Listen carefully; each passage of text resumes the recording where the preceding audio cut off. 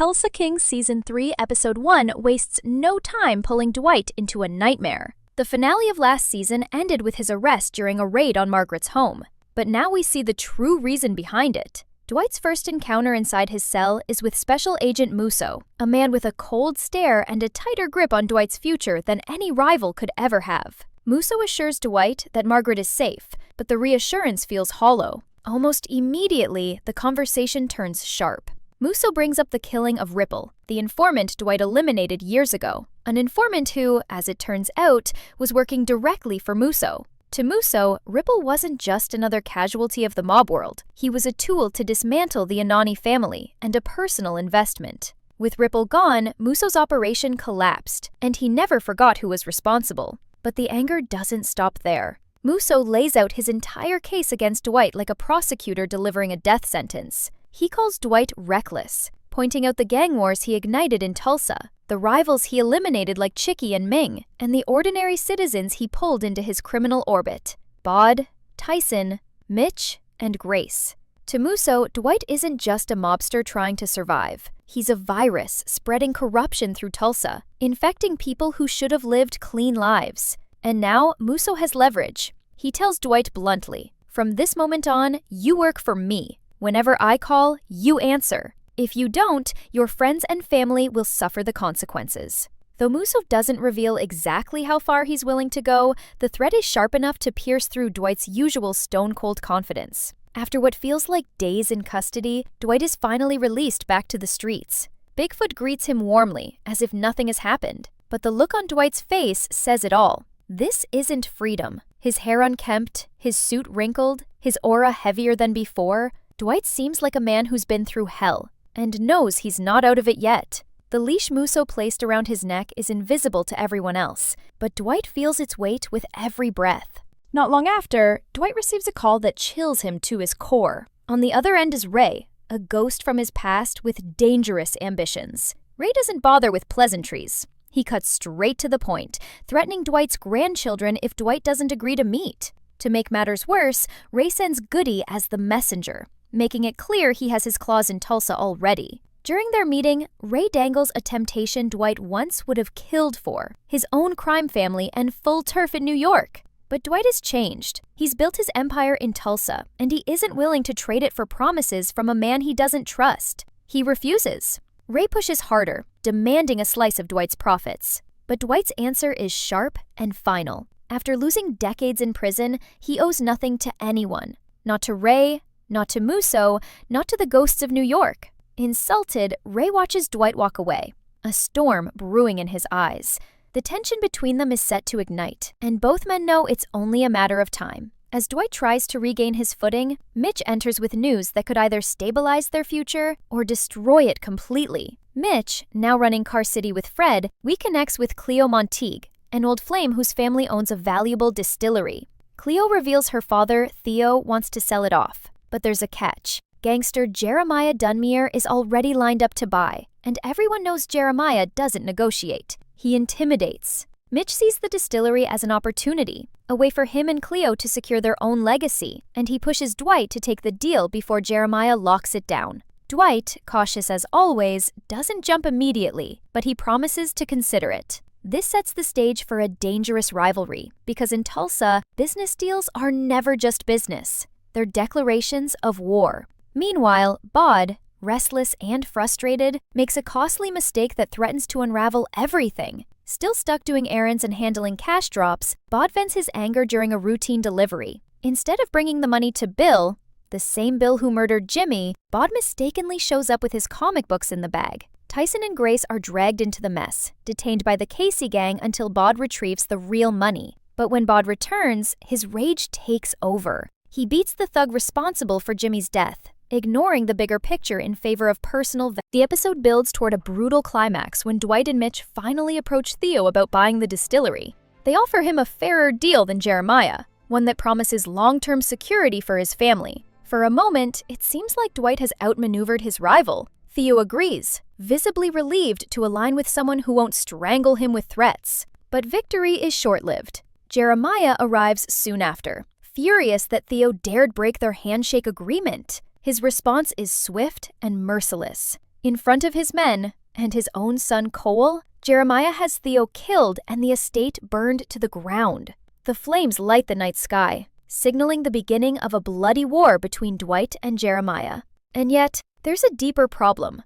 Dwight is no longer free to fight on his own terms. Muso's leash tightens with every move he makes. If Dwight retaliates recklessly, the FBI will crush him. If he stays silent, Jeremiah will swallow Tulsa whole. Ray lurks in the shadows, demanding loyalty and profits. Enemies press in from all sides. Episode 1 ends with Dwight caught in a web so tight it's hard to see a way out. He's at war with the streets, the underworld, and the government, all at once. And the shocking twist?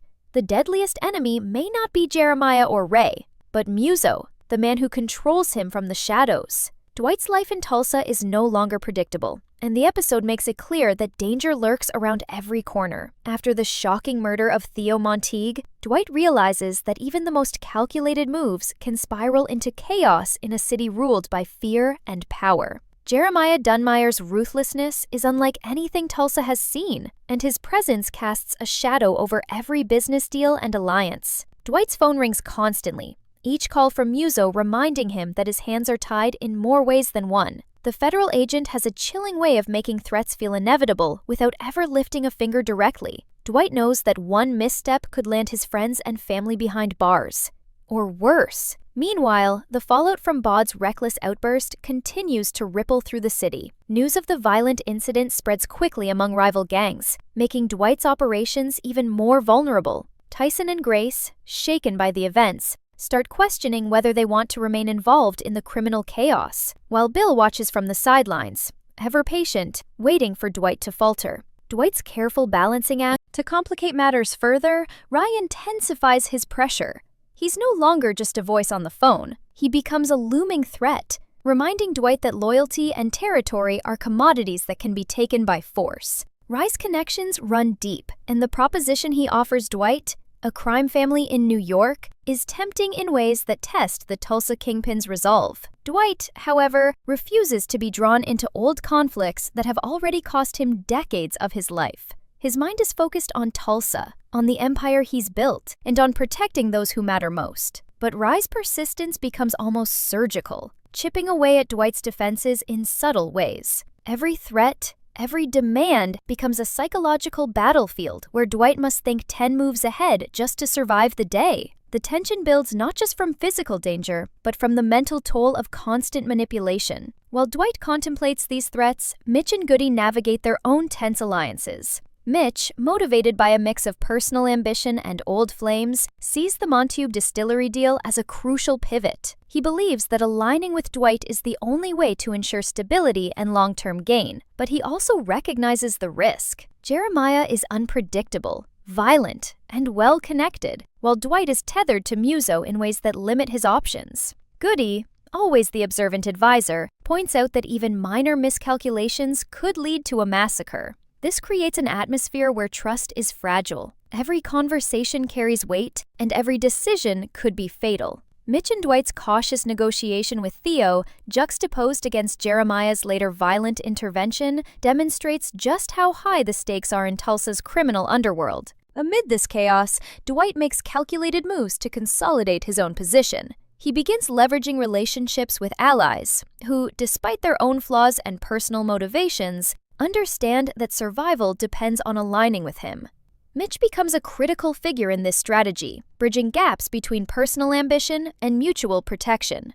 Dwight recognizes that while he cannot control every threat, he can manipulate circumstances to his advantage, using intellect as a weapon just as deadly as a gun. Each negotiation, each handshake, carries with it an undercurrent of threat, as Dwight knows Jeremiah and Rye are constantly evaluating his next move, waiting for an opening. Bod's impulsiveness escalates tension further. His earlier violent outburst against Jimmy's killer positions him as a wild card. While Dwight initially defends Bod's actions, the consequences become increasingly apparent. Rival gangs begin to test the boundaries of Dwight's authority, sensing weakness in Bod's reckless behavior. This subplot adds both suspense and unpredictability, as viewers are left wondering whether Bod's rage will empower Dwight's position or bring everything crashing down. Every decision Dwight makes regarding Bod carries high stakes. forcing him to weigh personal loyalty against strategic necessity. Meanwhile, Muso's influence becomes even more intrusive. Dwight cannot act freely without considering Muso's oversight, creating a unique tension between law enforcement and criminal enterprise. Unlike traditional enemies who can be fought or outsmarted, Muso operates from a position of authority that Dwight must respect, making him an enemy with invisible strings and unpredictable consequences. This relationship forces Dwight into high-stakes chess, where each move must balance ambition, survival, and compliance. The audience is drawn into the tension, understanding that even small errors could have massive repercussions. Dwight's world grows increasingly complicated as the consequences of every choice begin to collide. The fallout from Jeremiah's brutal takeover and Theo's murder is just the beginning. As the balance of power in Tulsa shifts violently, Dwight realizes that he cannot rely solely on old alliances or muscle to survive. He must think strategically, anticipate betrayals, and calculate every interaction with near-perfect precision. Muso's presence hangs like a shadow over every move, a constant reminder that even victory in the streets comes with a price. Every decision carries not only the risk of bloodshed, but also the potential. As Tulsa King Season 3 Episode 1 moves toward its climax, Dwight is confronted with the full scope of his enemies and the precarious position he now occupies. Jeremiah's ruthless control over Tulsa's criminal underworld is absolute, and his message is clear. Anyone who dares to oppose him will be crushed without hesitation. Dwight knows that open confrontation with Jeremiah could ignite a full-scale war, but Muso's leash prevents him from acting freely, making the situation even more dangerous. Every move Dwight makes is a calculation, a delicate balance between asserting dominance and protecting those he cares about. The tension is amplified by Rye, whose manipulations from afar threaten to destabilize Dwight's empire without even touching Tulsa's streets. Rye represents a strategic enemy, one whose influence and patience make him just as deadly as Jeremiah's brute force. Dwight is now forced to play a multi-front game, where timing, intelligence, and instincts are the difference between survival and annihilation. Dwight's inner circle becomes increasingly critical as the stakes rise. Bod's impulsiveness, once a manageable problem, now carries the weight of potential catastrophe. Each act of rage, each display of loyalty, is scrutinized not just by Dwight, but by enemies waiting for an opening. Tyson and Grace, despite their loyalty, face pressure from all sides, their involvement in the criminal operations making them vulnerable to retaliation. Dwight must navigate not only his external threats, but also the internal dynamics of his team, ensuring that their loyalty and effectiveness are preserved. Every interaction is charged with tension, and the episode underscores how even minor mistakes could unravel months of careful planning. Meanwhile, the fallout from Theo Montague's murder continues to loom over the city. Jeremiah's brazen display of violence sets a precedent, creating fear among neutral parties who might otherwise support Dwight. This forces Dwight to reconsider alliances, strategies, and tactics. Mitch's role becomes even more crucial as he navigates negotiations, protects Cleo, and attempts to stabilize their position in a city where power is constantly shifting. Dwight's careful orchestration of deals and diplomacy is tested like never before, showing viewers that survival in Tulsa requires not just strength, but foresight, patience, and tactical brilliance. Muso's presence in the episode escalates to its most dangerous point. As a federal agent with the ability to manipulate Dwight's moves and threaten those he loves, Muso transforms from a background antagonist into the central tension of the narrative. Dwight's every action is shadowed by the possibility of Muso's intervention, creating a psychological pressure that is just as intense as any physical threat. The audience feels the weight of Muso's control as Dwight carefully navigates the streets, negotiations, and confrontations, knowing that one misstep could lead to ruin. This tension is heightened by the uncertainty surrounding Rye and Jeremiah, both of whom are unpredictable and dangerous, making Dwight's path forward treacherously narrow. The episode ends on a high-stakes note, with Dwight surrounded on all sides by enemies he cannot ignore. Jeremiah controlling the streets with violence, Rye maneuvering in the underworld with cunning, and Muso pulling strings from law enforcement. Dwight stands at a crossroads, forced to weigh revenge, survival, loyalty, and ambition simultaneously. The shocking twist of the episode is clear. The deadliest enemy may not be the visible threats on the streets or in the underworld. It may be Muso, the man who holds Dwight's freedom and the safety of his loved ones in his hands. With enemies pressing in from every angle and no room for error, Dwight's choices in the next episodes will define not only his empire, but the lives of everyone tied to Tulsa. The suspense leaves viewers on edge, eagerly anticipating how Dwight will navigate this deadly web of power, loyalty, and betrayal in a season that promises shocking twists, unexpected alliances, and explosive confrontations at every turn. The finale of Episode 1 escalates into a web of threats that seems almost impossible for Dwight to untangle. With Jeremiah's violent presence asserting dominance on the streets, Rye manipulating from the shadows, and Muso's leash tightening with every move, Dwight finds himself cornered like never before. He is no longer just the king of Tulsa. He is a man under siege, forced to navigate a maze of danger where every wrong step could be fatal. As the city burns metaphorically and sometimes literally around him, Dwight realizes that survival requires more than muscle. It demands intelligence, patience, and the kind of ruthless decisiveness that has defined him since his release from prison. Each interaction carries the weight of life and death, loyalty, and betrayal. The tension in this episode is palpable, with viewers drawn to Dwight's every decision, knowing that even minor miscalculations could have explosive consequences. Jeremiah's presence looms like a storm cloud. His violent assertion of control following Theo Montague's death sends a clear message. Anyone who defies him pays with blood. Cole, his son, watches closely, learning the mechanics of fear,